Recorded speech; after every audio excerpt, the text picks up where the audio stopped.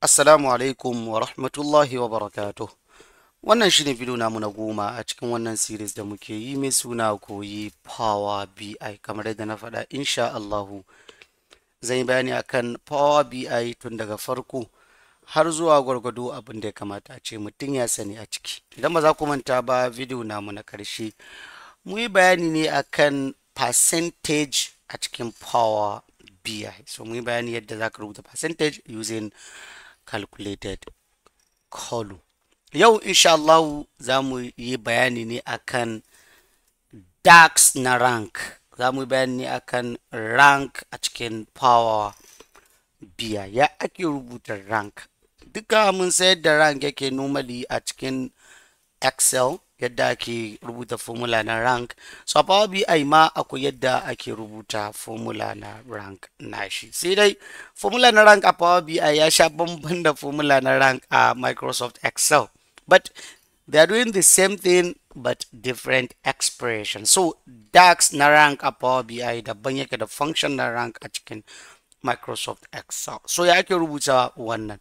So let me delete this overall saboda mu samu mu dan rage yawan tables namu. So let me delete that overall.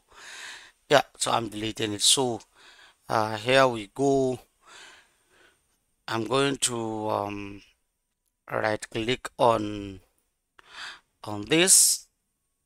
So wannan ma kamar in cire daya. So let me delete one saboda sun yi yawa ko wanda ba ma bukatar su, bari in cire wannan.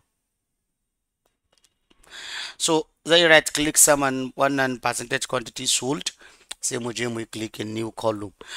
So abunda muke so mu yi, muna so mu yi ranking state based on the, maybe let's say, total revenue generated by each state. So muna so mu yi ranking nasu based on that. So yadda ake rubuta rank expression a Power BI shine, first of all zan fara da sunan column. So maybe I can call it rank. Maybe let's just call it rank by revenue. So let me say rank by revenue. So maybe rank by revenue. By each state shine abunda zamu.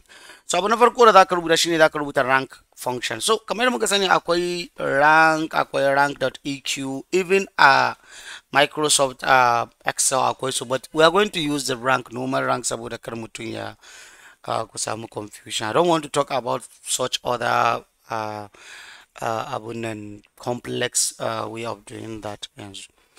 So abu na farko da zamu rubuta a cikin wannan ranking akwai abu guda biyu, akwai dense akwai kuma skip.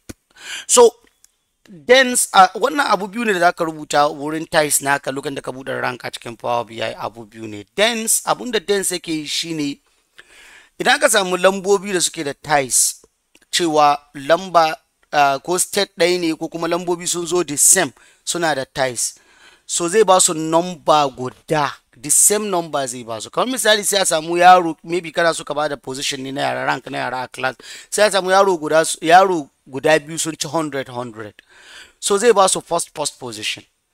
The next yaro da ya ci 99, idan muka rubuta dense, the next yaron da ya ci 99 sai ya ba shi number 2, shi ya second position. So it means wannan yaran da suka ci 100 su biyu su an na ɗai, wanda ya bi musu baya shine na biyu, za a samu na ɗai guda biyu, za a samu na ɗai kwara ɗaya. Idan muka yi amfani da dense kenan ne, idan muka sa dense shine abun da ake rubutawa farko wurin tiles naka, shine abu na farko. Na biyu muna da skip. Shi kuma abin da skip yake yi shine idan muka samu tiles na numbers, kamar misalin da na bada yanzu, muka samu yaro guda biyu da 100, so zai ba su na ɗai tabbas. Amma yaro na biyu wanda ya samu 99 ba zai ba shi na biyu ba, zai ba shi na uku, saboda mun samu yara biyu da suke da na ɗai. So da san misali yanzu sai muka samu yara uku da suke da na ɗai, su uku sun ci 100, sai muka samu wani yaro sai ci 99. So wannan yaron da da 99 shi zai zama na hudu, ba na biyu zai zama, na hudu zai zama, saboda waɗancan yaran da muka ba na ɗai kamar mun ba da number uku ne gaba ɗai.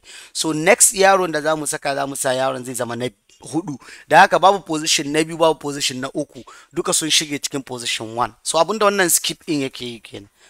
So duk lokacin da ka fara rank function a Power BI, you have to specify this. Either you are using dense or you are using what? Or you are using skip. So idan baka sa komi ba, by default zai take na skip ne. But best practice shine mutum ya saka dense. That means idan muna da ties na numbers ya ba su positions, the second person that comes next to them sai ya zama ya dauki subsequent number inda za ta zo after. Me mun sabu na uku guda hudu, duka zai ba su na uku na uku na uku. The next person da ya zo after them sai ya ba shi na hudu. So haka ya kamata, so shine za mu sa dense, abinda za mu yi kenan. So abu na gaba shine sai ka rubuta order. So nan za mu rubuta order by, shine expiration namu da muni ke neman order in da muke bukata.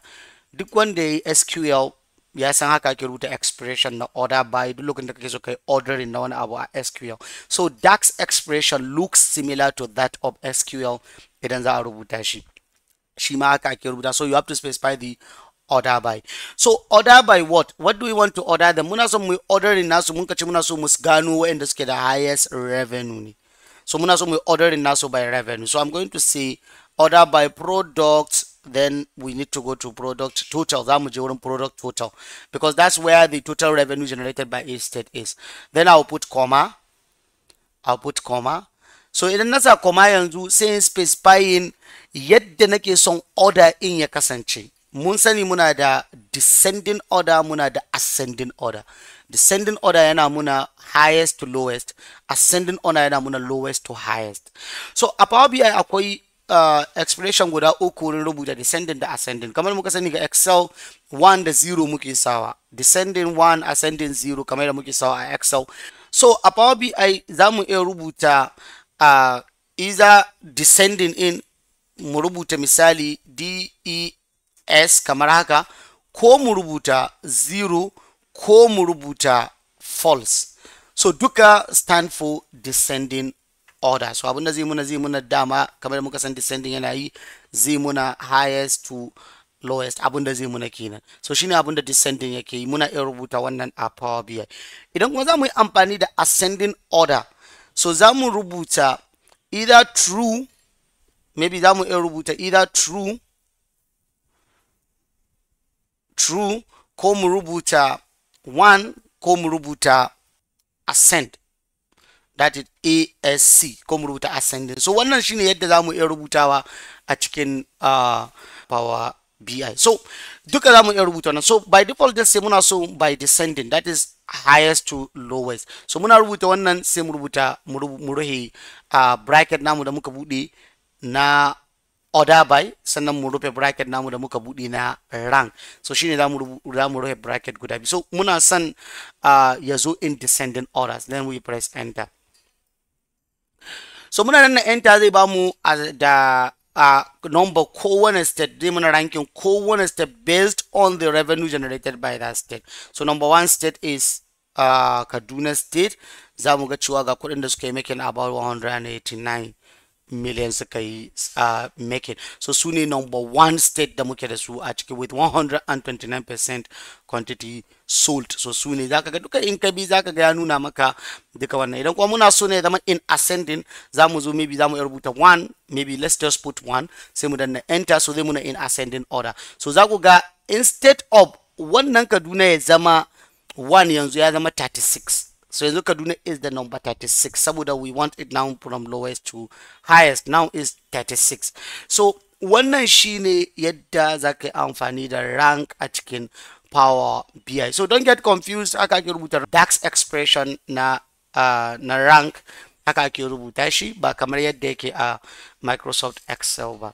So idan ba ku gane ba za ku sake practicing na wannan video ku kalla domin ku fahimci yadda za ku rubuta wannan, yadda ku yi ranking a cikin Power BI. So dan za mu tsaya insha Allah a cikin wannan video da fatar Allah ka samu dace. Wassalamu alaikum wa rahmatullahi wa barakatuh.